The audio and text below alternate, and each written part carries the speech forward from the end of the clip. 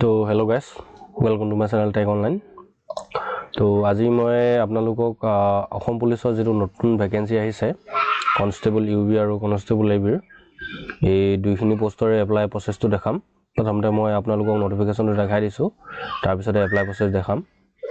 চ' ইয়াতে 1052 পোষ্ট আহিছে constable U বিত আৰু 663 পোষ্ট আহিছে কনষ্টেবল এ বিত। আৰু পে স্কেলত লিখা আছে 14,000 পৰা 70,000লৈকে আৰু গ্ৰেড পে 5,600। বাকী ইয়াতে এপ্লিকেশ্যন ষ্টাৰ্ট হৈ গৈছে 16 তাৰিখৰ পৰা, 16 ডিচেম্বৰৰ পৰা আৰম্ভ হৈছে 2025 আৰু 1 জানুৱাৰীলৈ 16 জানুৱাৰীলৈকে লাষ্ট ডেট হয় 2026ৰ।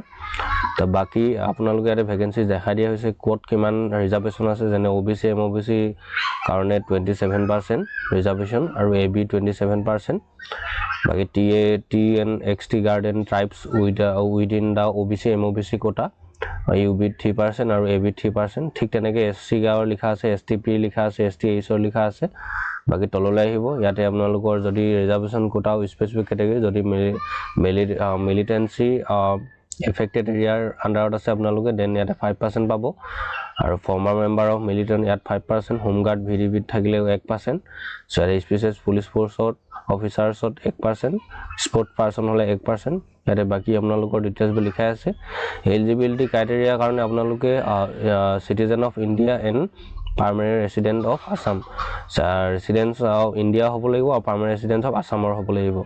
তো বাকী তললৈ আপোনালোকে আহিব, এজ প্ৰুফ দিব লাগিব আপোনালোকৰ। যদি আপোনালোকে কেটেগৰী চাৰ্টিফিকেট আছে ST SC OBC MOBC candidate হয় তেতিয়াহ'লে আপোনালোকৰ চাৰ্টিফিকেট দৰকাৰ হ'ব। বাকী ইয়াতে আপোনাৰ ৰেজিষ্ট্ৰেশ্যনৰ কাৰণে লোকেল এমপ্লয়মেণ্ট এক্সচেঞ্জ আছামৰ লাগিব আৰু আপোনালোকে অসমীয়া জানিব লাগিব ফ্লুৱেণ্টলি। ইয়াতে ৰিলেক্সেশ্যন লিখা আছে, এজটো আপোনাৰ 18 পৰা 25ৰ ভিতৰত হ'ব লাগিব। তাৰোপৰি ইয়াতে যদি আপোনালোকে SC STP STH হয় তেতিয়া 5 বছৰৰ ৰিলেক্সেশ্যন আছে। OBC MOBC কাৰণে 3 বছৰ, VDP হোমগাৰ্ড পাৰ হ'লে আপোনালোকে 3 বছৰ আৰু former member of militant of organisation হ'লে 10 বছৰ। চ' ইয়াতে কোৱালিফিকেশ্যনবোৰ দেখাই দিছোঁ মই। এডুকেশ্যন কোৱালিফিকেশ্যন আপোনালোক কি দৰকাৰ হ'ব। ইয়াতে কনষ্টেবল ইউ বিৰ কাৰণে আপোনালোকে HS পাছ হ'ব লাগিব, হায়াৰ ছেকেণ্ডেৰী পাছ হ'ব লাগিব আৰু কনষ্টেবল এ বিৰ কাৰণে মেট্ৰিক পাছ হ'ব লাগিব।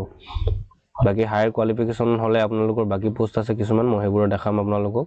ইয়াতে ফিজিকেল ষ্টেণ্ডাৰ্ড প্ৰথমতে ফিজিকেল হ'ব, তাৰপিছতে মেডিকেল, তাৰপিছতে আপোনালোকৰ এক্সাম হ'ব, এক্সামৰ পাছতে আপোনালোকৰ ডকুমেণ্ট ভেৰিফিকেশ্যন হ'ব, ডকুমেণ্ট ভেৰিফিকেশ্যনৰ পিছতে মেৰিট আহি যাব। চ' এতিয়া ক'ত কিমান ৰানিং কৰিব লাগিব, কিমান এক্সিলেণ্ট মাৰ্ক হয় এইবোৰ দেখালে অলপ বেছি দীঘলীয়া হৈ যাব। চ' মই আপোনালোকক এপ্লাই প্ৰচেছে দেখাই ফুৰিম এবাৰ। তো তাৰ কাৰণে আপোনালোকৰ যিটো অফিচিয়েল ৱেবছাইট হয় আছাম পুলিচৰ state level police requirement board Assam, আপোনালোকে APCAP.in চাৰ্চ কৰিলে আহি যাব। তাৰপিছতে এইটো কমন এপ্লিকেশ্যন পৰ্টেলত আহি যাব, ইয়াতে লগ ইন কৰিব পাৰে, ৰেজিষ্টাৰ কৰিব পাৰে। আপোনালোকে যদি আগতে ৰেজিষ্টাৰ কৰি থোৱা আছে দেন আপোনালোকে লগ ইন কৰি এপ্লাই কৰিব পাৰে। যদি আপোনালোকে প্ৰথমকৈ নতুনকৈ এপ্লাই কৰিব বিচাৰিছে তেতিয়া ৰেজিষ্টাৰ কৰিব লাগিব। চ' ইয়াতে ৰেজিষ্টাৰ নাওত ক্লিক কৰিব। মই প্ৰথমকৈ আপোনালোকে এপ্লাই কৰিম, চ' সেইকাৰণে প্ৰথমৰ পৰা দেখাম। চ' ইয়াতে অলপ তললৈ আহিব, ইয়াতে ৰেজিষ্ট্ৰেশ্যন অনলাইন লিখাকৈ থাকিব এই ছাইডত। ইয়াতে চেলুটেশ্যন থাকিব, চেলুটেশ্যনত ইয়াতে লিখি ল'ব চিৰি Smith mister Mrs MS MD কি হয়। চ' চিৰি হ'লে মই চিৰি লিখিম। তাৰপিছতে ইয়াতে আপোনালোকৰ ফাৰ্ষ্ট নেম লিখিব লাগিব, আপোনালোকৰ ফাৰ্ষ্ট নেমটো, তাৰপিছতে মিডল নেম, যদি আপোনালোকৰ মিডল নেম আছে তো মিডল নেম লিখিব লাগিব, যদি মিডল নেম নাই লাষ্ট নেম লিখিব লাগিব। তাৰপিছতে আপোনালোকে তললৈ আহিব, ইয়াতে ফাদাৰ নেম লিখা আছে, আপোনাৰ টাইটেলটো লিখিব। তাৰপিছতে ফাদাৰ নেম লিখিব দিব, চ' আপোনাৰ ফাদাৰ নেম লিখিব, তাৰপৰা মাদাৰ নেম লিখিব, আপোনাৰ মা নামটো লিখিব, তাৰ ফোন নম্বৰ, আপোনাৰ মোবাইল নম্বৰটো লিখিব আৰু তাৰপিছতে এমপ্লয়মেণ্ট এক্সচেঞ্জ নম্বৰটো লিখিব। যদি আপোনালোকৰ এমপ্লয়মেণ্ট এক্সচেঞ্জ নম্বৰ নাই দেন মানে মোৰ চেনেলতে এমপ্লয়মেণ্ট এক্সচেঞ্জৰ এপ্লাই প্ৰচেছটো নতুন প্ৰচেছটো লিখা আছে, তাতে দি থোৱা আছে, আপোনালোকে চাই ল'ব। এমপ্লয়মেণ্ট এক্সচেঞ্জ চাৰ্টিফিকেটটো দৰকাৰ হয় আৰু কেনেদৰে এপ্লাই কৰিব সেইটো ষ্টেপ বাই ষ্টেপ মই দি থোৱা আছে। চ' মোৰ চেনেলত আপোনালোকে ভিডিঅ'টো চেক কৰি চাই ল'ব। বাকী নেক্সট আপোনাৰ ইয়াত হায়েষ্ট কোৱালিফিকেশ্যন আহিব, আপোনালোকে কিহৰলৈকে পঢ়িছিলে। চ' মোৰ গ্ৰেজুৱেশ্যন আছিলে, যেনে ধৰি লোৱা মই গ্ৰেজুৱেশ্যন দি দিম। তাৰপৰা পাৰ্মানেণ্ট ডিষ্ট্ৰিক্ট আপোনালোকৰ ইয়াতে কোনটো ডিষ্ট্ৰিক্টৰ পৰা আপোনালোকে বিলং কৰে সেই ডিষ্ট্ৰিক্টটো ইয়াতে চিলেক্ট কৰি ল'ব। তাৰপিছতে আপোনাৰ জেণ্ডাৰটো লিখিব দিব, চ' জেণ্ডাৰটো ইয়াত মই চিলেক্ট কৰি দিছোঁ। তাৰপিছতে আপোনাৰ ইয়াত কেটেগৰী কাষ্টটো সুধিব আপোনালোকৰ, মই STP হয়তো STP ইয়াত চিলেক্ট কৰিম। তাৰপিছতে ইয়াতে ডেট অফ বাৰ্থটো আপোনালোকৰ নিজৰ ডেট অফ বাৰ্থটো লিখিব ইয়াতে। তাৰপিছতে নেক্সট আপোনাৰ কনফাৰ্ম ডেট অফ বাৰ্থ বাৰ্থটো লিখিব তাৰপৰা আধাৰ নম্বৰটো লিখিব তাৰপৰা ইয়াতে এটা প্লিজ চেক এণ্ড কনফাৰ্ম ইয়াৰ ডিটেইলছত ক্লিক কৰিব দিব ইয়াতে টিক কৰিব তাৰপিছত ৰেজিষ্টাৰ কৰিব সো মই এই ডিটেইলছকেইটা ফিল কৰি লৈছোঁ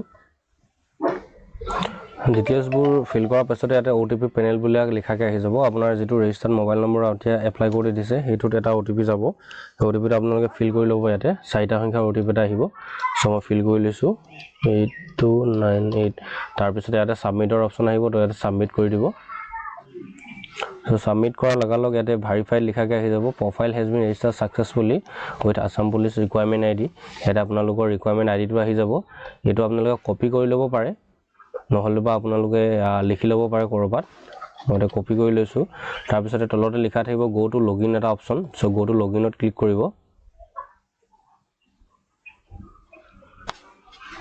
গো টু লগইনত ক্লিক কৰাৰ লগালগ আকৌ এনেদৰে এটা অপশ্যন আহি যাব ইয়াতে আপোনালোকে লগইন কৰা অপশ্যনটো আহি যাব এবাৰ ইয়াতে আপোনালোকে requirement ID date of birth লিখি কৰিব পাৰে নহলে মোবাইল নম্বৰ আৰু ডেট অফ বাৰ্থ লিখি লগইন কৰিব পাৰে সো মই ইয়াতে মোৰ ৰিকুৱাৰমেণ্ট IDটোৱে লিখি লৈছোঁ যেটো মই এটা অলপ আগতে কপি কৰিছিলোঁ ইয়াতে মই পেষ্ট কৰি দিছোঁ আপোনালোকো তেনেকৈ কৰিব পাৰে নতুবা আপোনালোকে যেটো মোবাইল নম্বৰ হয় আপোনাৰ মোবাইল নম্বৰটো দি আৰু লগতে ডেট অফ বাৰ্থটো দি লগইন কৰি ল'ব পাৰে সো মই ইয়াতে মোৰ ৰেজিষ্ট্ৰেচন নম্বৰটো আৰু ডেট অফ বাৰ্থটো লিখি লগইন কৰি লৈছোঁ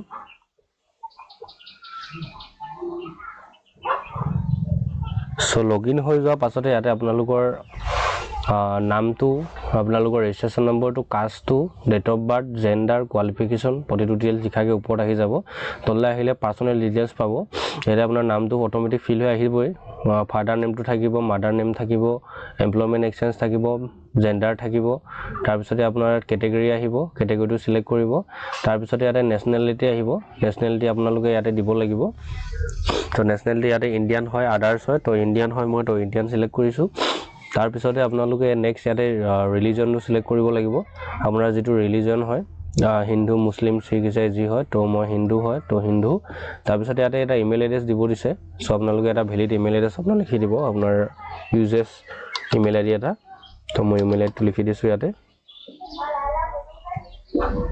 সো ইমেইল আইডি লিখাৰ পাছতে ইয়াতে মোবাইল নম্বৰটো অটোমেটিক ফিল হৈ থাকিব আধাৰ নম্বৰটো ফিল হৈ থাকিবই কোৱালিফিকেশ্যন হাইষ্টটো ইয়াতে লিখা থাকিবই তাৰপিছতে ইয়াতে কমিউনিকেশ্যন ডিটেইলছ আহিব ইয়াতে আপোনালোকৰ ফুল এড্ৰেছটো দিব সো ইয়াতে এড্ৰেছটো মই লিখি লৈছোঁ সো ইয়াতে প্ৰাইমেৰী এড্ৰেছত আপোনাৰ নিজৰ এড্ৰেছটো ফিল কৰাৰ পাছতে ইয়াত ডিস্ট্ৰিক্টটো অটোমেটিক সিলেক্ট হৈ থাকিব তাৰপিছতে ইয়াতে পুলিচ ষ্টেচনটো সিলেক্ট কৰিব দিব সো ইয়াতে মই পুলিচ ষ্টেচনটো সিলেক্ট কৰি লৈছোঁ তাৰপিছতে ইয়াতে পিন কোডটো আপোনালোকৰ লিখিব দিব সো পিন কোডটো আপোনালোকে লিখি দিব তাৰ ওচৰতে আপোনাৰ কৰেসপন্ডেন্ট এড্ৰেছ লিখা থাকিব সেম এজ প্ৰাইমেৰী এড্ৰেছত টিক কৰি দিব পাৰে আপোনালোকে ইয়াতে কি হয় মানে কিছু ক্ষেত্ৰত কিছু লোকৰ জন্ম হোৱা ঠাইকন আৰু থকা ঠাইকন বেলেগ বেলেগ হয় যদি বেলেগ হয় দেন ইয়াতে কৰেসপন্ডেন্ট এড্ৰেছত সেই এড্ৰেছটো লিখি দিব পাৰে যেটো এড্ৰেছ আপোনালোকে এটা আছে বা আপোনালোকৰ যদি সেমে হয় দেন ইয়াতে সেম এজ প্ৰাইমেৰী এড্ৰেছত ক্লিক কৰিব পাৰে সো মোৰ সেমে হয় তো মই এটা সেম এজ প্ৰাইমেৰী এড্ৰেছত ক্লিক কৰিছোঁ দেন ক্লিক কৰাৰ লগালগ অটোমেটিক ফিল হৈ আহি যাব আপোনালোকে প্ৰাইমেৰী এড্ৰেছত যি দিছিলে কৰেসপন্ডেন্ট এড্ৰেছটো সেম হৈ যাব তাৰ তললৈ আহিব আপোনালোকে ইয়াতে সুধিব ডু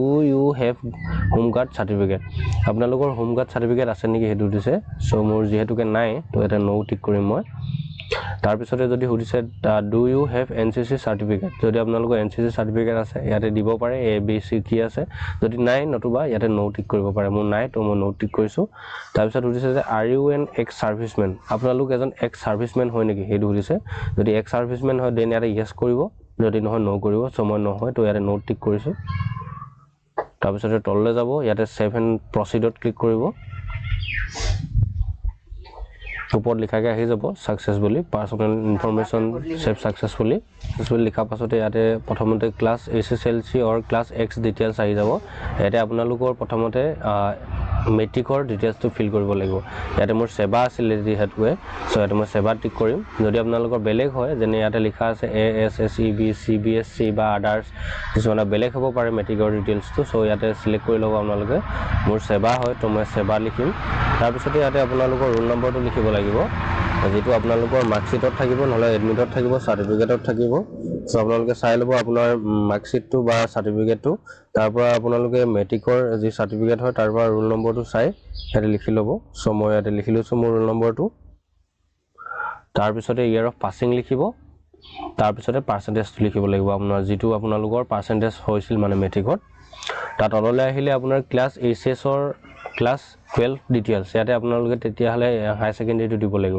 ইয়াতে লিখা আছে AHSEC ইয়াতে বহুত কনফিউজ হৈ যায়গে AHSEC মানে হৈছে Assam higher secondary education council so মই আসাম হায়াৰ সেকেন্ডাৰী এডুকেশ্যন কাউন্সিলৰ পৰা পাছ কৰিছিলো দেন মই এটুকে সিলেক্ট কৰিম কিছু ক্ষেত্ৰত CBSE হ'ব পাৰে বা কিছু ক্ষেত্ৰত ASSEB হ'ব পাৰে বা আদাৰ্স হ'ব পাৰে যদি আদাৰ্স হয় আদাৰ্সত ক্লিক কৰিব যদি আপোনাৰ ইয়াতে থকা হয় দেন ইয়াতে হয় মোৰ Assam higher secondary education council আছিলে সো মই ইয়াতে ঠিক কৰিম নেক্সট ইয়াতে স্ট্ৰীমটো সুধিব আপোনালোকে কিহত পঢ়িছিলে সায়েন্স আৰ্টস কমাৰ্চ আদাৰ্স কি আছিলে সো মই সায়েন্সত পঢ়িছিলো ইয়াতে সায়েন্সত ঠিক কৰিম মই তাৰ পিছত ইয়াতে আপোনালোকৰ হাই সেকেন্ডাৰী পাছিং ইয়াৰটো লিখিব তাৰ পিছত ইয়াতে আপোনাৰ যেটো হাই সেকেন্ডাৰী পাৰ্চেন্টেজ আছিলে হেতু লিখি দিব নেক্সট ইয়াতে আপোনাৰ আহিব গ্ৰেজুৱেচন ডিটেইলছটো গ্ৰেজুৱেচন ডিটেইলছ আপোনালোকে গ্ৰেজুৱেচন কোনখন ইউনিভাৰ্সিটি বা কোনটো ইনষ্টিটিউটৰ পৰা পাছ কৰিছিলে হেতু সুধিছে ইয়াতে মই ডিব্ৰুগড় ইউনিভাৰ্সিটিৰ পৰা যেনে পাছ কৰিছিলো সো ইয়াতে মই ডিব্ৰুগড় ইউনিভাৰ্সিটি লিখি দিম ডিব্ৰুগড় ইউনিভাৰ্সিটি নেক্সট ইয়াতে কোৰ্সটো চুজ কৰিব দিব যে আপোনালোকে BA কৰিছিলে BSc কৰিছিলে কি কৰিছিলে সো মই BA কৰিছিলো তো ইয়াতে BA ঠিক কৰিম আৰু কিমান চনত পাছ কৰিছিলে হেতু লিখিব লগতে ইয়াতে পাৰ্চেন্টেজটো লিখি দিব মানে ইয়াতে কিছুমান মোৰ এতিয়া যেনে ডিগ্ৰী সাৰ্টিফিকেট CGPA হয় তো CGPA ৰ পৰা পাৰ্চেন্টেজলৈ কনভাৰ্ট কৰি লব বাকিটো লিখা আছে যে CGPA টু পাৰ্চেন্টেজ ইয়াত যদি আপোনালোকৰ হাই সেকেন্ডাৰী মেট্ৰিকত যদি CGPA আছিলে দেন আপোনালোকে পাৰ্চেন্টেজলৈ কনভাৰ্ট কৰি ইয়াত লিখিব তাৰ পিছত ইয়াতে এডিশনাল কোৱালিফিকেশন ডিটেইলছ যদি আপোনালোকৰ এডিশনাল কিবা কোৱালিফিকেশন আছে এক্সট্ৰা যদি আপোনাৰ ধৰিলোৱা কিছু ক্ষেত্ৰত কিছু লোকৰ ডিগ্ৰী দুইটাকে থাকে হাই ডিগ্ৰী এবাৰ BA কৰিলে আকৌ BSc কৰিলে তেনেকুৱা হয় সো যদি আছে তেনেকুৱা ডিটেইলছ ইয়াতে টিক কৰি আপোনালোকে এডিশনাল কোৱালিফিকেশনত দিব পাৰে হে কোৰ্স টাইপটো সো মোৰ নাই তেনেকুৱা তো মই এই তিনটাকে মই ফিল কৰি লৈছো জলদি আপোনালোকেও ফিল কৰি ল'ব ফিল কৰিব পিছত 7 প্ৰিভিউত ক্লিক কৰিব লাগিব ফিল কৰাৰ পাছত ইয়াতে 7 প্ৰিভিউত ক্লিক কৰিব আপোনালোকে অলপ সময় লোডিং ল'ব ইয়াতে একাডেমিক ইনফৰমেশন চেক সাকসেসফুল লিখাকে ওপৰত আহি যাব ৰাইট কৰ্নাৰত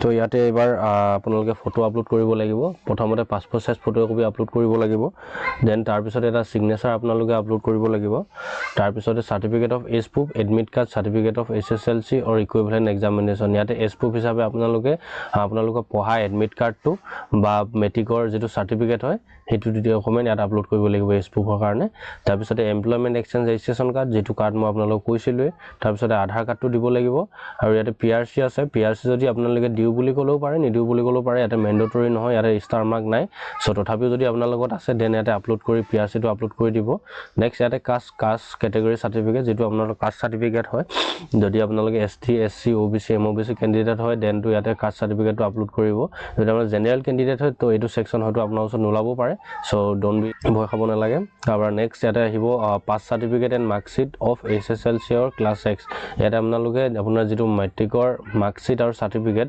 দুইটা এটা PDF তে মাৰ্জ কৰি পিনে আপলোড কৰিব লাগিব মই মাৰ্জৰ ওপৰতো এটা ভিডিও আপলোড দি থোৱা আছে মোৰ চেনেলত মাৰ্জ কেনেকৈ কৰিব পাৰে সো সেই ভিডিওটো চাই আপোনালোকে মাৰ্জ কৰি ল'ব পাৰে দুইটা ফটো একেলগতে PDF বনাবলৈ মই দেখাই থোৱা আছে সো চাই ল'ব নেক্সট ইয়াতে আপোনালোকৰ হাই সেকেন্ডাৰী যেটো HS pass certificate and marksheet of HS or class XII ইয়াতে হাই সেকেন্ডাৰী মাৰ্কশিট আৰু সাৰ্টিফিকেটটো আপোনালোকে মাৰ্জ কৰি পিনে আপলোড কৰিব লাগিব নেক্সট ইয়াতে যেটো আপোনাৰ গ্ৰেজুৱেচন সাৰ্টিফিকেট হয় গ্ৰেজুৱেচন সাৰ্টিফিকেটটো ইয়াতে আপলোড কৰি দিব লাগিব সো মই এই গুটে ডিটেইলছ কিটা আপলোড কৰি লৈছো আপোনালোকে আপলোড কৰি লওক আৰু ফটো বনাত যদি আপোনালোকৰ কিবা অসুবিধা হৈছে দেন মোৰ চেনেলতে ৰিসাইজ সাইজৰ এটা ভিডিও আপলোড দি থোৱা আছে কেনেদৰে ফটো ফৰমেটটো চেঞ্জ কৰিব কেনেদৰে ফটোটো মাৰ্জ কৰিব কেনেদৰে বনাব সো এই ভিডিও কিটা চাই আপোনালোকে ইয়াত বনাই লওক তাৰ পিছত এটা আপলোড কৰি ল'ব সো মই কিটা জলদি আপলোড কৰি লৈছো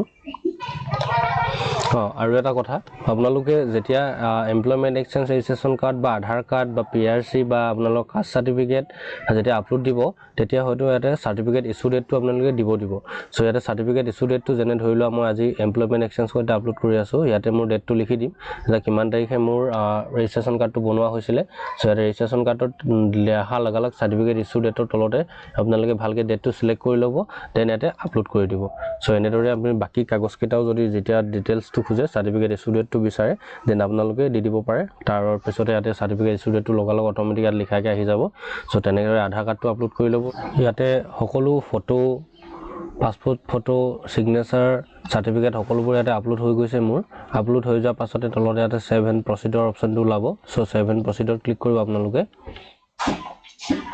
ইয়াতে অল ফাইল ভেৰিফাইড সাকসেসফুল লিখাকে আহি যাব তো ইয়াতে আপোনাৰ personal details of photo signature নাম father name mother name religion gender category date of birth nationality, আপোনাৰ employment exchange number, Aadhaar number, email ID, phone number, address, প্ৰতিটো ডিটেইলছ এটা আহি যাব আৰু আপোনাৰ পঢ়া শুনা ডিটেইলছো আহি যাব। তাৰ তললৈ আহিব, ইয়াতে আপোনালোকৰ কনফাৰ্মৰ অপশ্যন এটা আহিব, চ' কনফাৰ্ম কৰিব, অ'কে কৰিব। ইয়াতে অল ডাটা ভেৰিফাইড ছাকচেছফুল লিখাকৈ আহি যাব। চ' এইবাৰ তললৈ আহিব। এইবাৰ মই আপোনালোকক এপ্লাই কৰি দেখাব লৈছিলোঁ কনষ্টেবল UB আৰু ABৰ। তো এই পোষ্টটোৰ কাৰণে এপ্লাই কৰিবলৈ হ'লে ইয়াতে এপ্লাইত ক্লিক কৰিব। You are eligible to apply for the post লিখাকৈ আহি যাব। তললৈ আহিব, ইয়াতে কৰিব, সুধিব যে do you have certificate registered VDP member, VDP certificate আছে নেকি সুধিছে। যদি আছে ইয়াতে য়েছ কৰি আপোনালোকে চুজ কৰি আপলোড কৰি ল'ব পাৰে। মোৰ নাই, চ' মই ইয়াতে ন' কৰিম। তো তলতে সুধিব যে do you have certificate of registered civil defence volunteer, civil defence volunteer আপোনালোকে আছিল নেকি সুধিছে। চ' মই নহয়, তো ন'। তাৰ তললৈ আহিব যে do you have appointing certificate SPO issued concerned superintendent of police, SPO issue কৰা আছে নেকি কিবা চাৰ্টিফিকেট। তো নাই মোৰ, তো ন'। তাৰপিছতে EMMO issued special branch SQ Assam police Kahilipara গুৱাহাটীৰ পৰা আছে নেকি চাৰ্টিফিকেট সুধিছে। তো মোৰ নাই, তো ন'। তাৰপিছতে সুধিছে do you have sports certificate issued by competent authority, আপোনালোকৰ স্পৰ্টছ চাৰ্টিফিকেট আছে নেকি সুধিছে। চ' মোৰ নাই, তো ন'। তাৰপিছতে ইয়াতে ছেভ এণ্ড প্ৰচিডত ক্লিক কৰিব। ইয়াতে অল ডাটা ছেভ ছাকচেছফুল লিখাকৈ আহি যাব।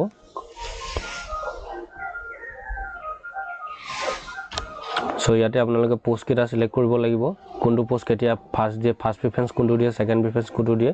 চ' কনষ্টেবল UBৰ কাৰণে হায়াৰ ছেকেণ্ডেৰী আৰু কনষ্টেবল ABৰ কাৰণে HSLC মানে মেট্ৰিকুলেশ্যন লাগে। চ' মই UB পোষ্টটো ফাৰ্ষ্ট চিলেক্ট কৰিম, নেক্সট ইয়াতে ছাবমিট ক্লিক কৰিম। চ' প্ৰিফাৰেঞ্চ ছাকচেছফুল লিখাকৈ আহি যাব। তাৰপিছতে আকৌ চিলেক্টত ক্লিক কৰিব, দেন ইয়াতে কনষ্টেবল AB মই চিলেক্ট কৰিছোঁ, ABটোক চিলেক্ট কৰিব। তাৰপিছত আকৌ ছাবমিটত ক্লিক কৰিব। চ' ইয়াতে প্ৰিফাৰেঞ্চ ছাকচেছফুল লিখাকৈ আহি যাব। এই দুটা পোষ্ট মোৰ চিলেক্ট হৈ গৈছে। তো নেক্সট এতিয়া ছেভ এণ্ড প্ৰচিডত ক্লিক কৰিব। চ' ইয়াতে এবাৰ প্ৰিভিউ লিখাকৈ আহি যাব আপোনাৰ পুৰা ডিটেইলছখিনি। ইয়াতে তলতে পোষ্টকেইটাৰ নামো থাকিব, কোনটো পোষ্টত এপ্লাই কৰিছে, বাকী চাৰ্টিফিকেটটো আপলোড কৰিলে ৰেজিষ্ট্ৰেশ্যনৰ সময়ত। চ' ইয়াতে ফাইনেল কনফাৰ্মত ক্লিক কৰিব। আকৌ এটা অপশ্যন আহিব অ'কে কৰিবলৈ, তো ইয়াতে অ'কে ক্লিক কৰিব। চ' আপোনাৰ মোবাইল নম্বৰ, যিটো ভেলিড মোবাইল নম্বৰ দিছিলে আপোনালোকে, মোবাইল নম্বৰ OTP এটা আহিব। চ' ইয়াতে OTPটো ফিল কৰিব লাগিব আপোনালোকে। মোৰ OTP আহি গৈছে, মই ফিল কৰি দিছোঁ 9523। তাৰপিছত ইয়াতে ছাবমিটত ক্লিক কৰিব।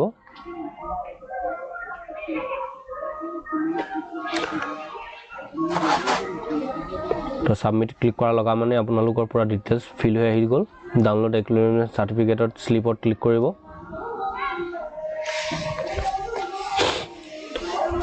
চ' এইটো আপোনাৰ ৰিচিভ হয়, যিটো আপোনাৰ অসম পুলিচৰ এপ্লাই প্ৰচেছৰ যিটো লাষ্ট আপোনাৰ ষ্টেপত এপ্লাই কৰাৰ পাছত যিটো ৰিচিভ হয়, এই ৰিচিভটো জেনেৰেট হৈ গৈছে এতিয়া মোৰ। এইটো ৰিচিভ আপোনালোকে ফিউচাৰ ৰেফাৰেঞ্চৰ কাৰণে থ'ব লাগিব, কাৰণ ফিউচাৰ ৰেফাৰেঞ্চত আপোনাৰ এডমিট ডাউনলোড কৰিবৰ কাৰণে দৰকাৰ হ'ব পাৰে। চ' সেইকাৰণে এইটো আপোনালোকে প্ৰিণ্ট কৰি ৰাখি দিব।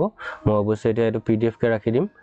চ' ডেটছ ইট। এনেদৰে আপোনালোকে যিটো কনষ্টেবল UB আৰু AB পোষ্ট আহিছিল, সেই পোষ্টকেইটা এপ্লাই কৰিব পাৰে। Thank U.